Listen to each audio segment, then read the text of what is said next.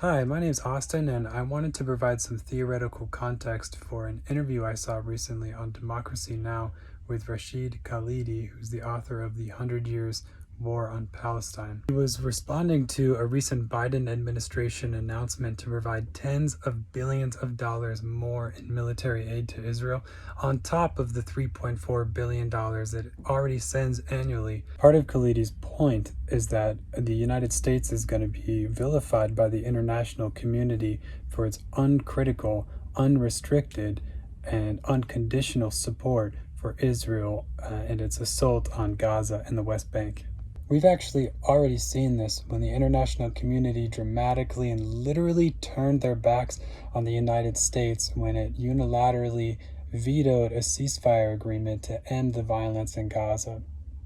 Khalidi's point is that preventing peace in this way will not only continue to endanger Palestinians, but will actually endanger Americans as well.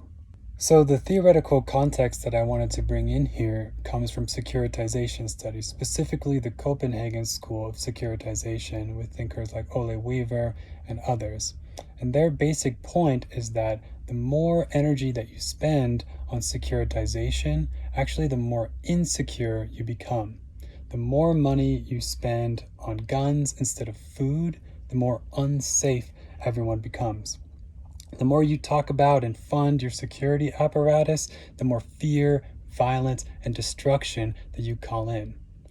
This is great if you're a war profiteer who profits off of international conflicts, but not so great if you're everybody else. So what would true Israeli self-defense look like? Someone from the Copenhagen School might say that step one would be Israel ending its ongoing war crimes in Gaza and the West Bank. Let's list them: forcible transfer, ethnic cleansing, collective punishment, restrictions on food, water, and other supplies to civilians, illegal settlements, targeting hospitals, kids, journalists, refugee camps, Red Cross workers, the list goes on.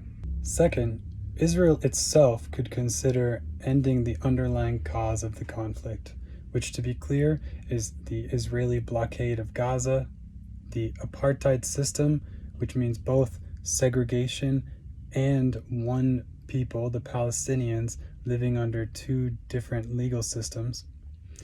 Israel could end the illegal expansionist occupation in the West Bank. It could stop treating Palestinians in Israel like second-class citizens.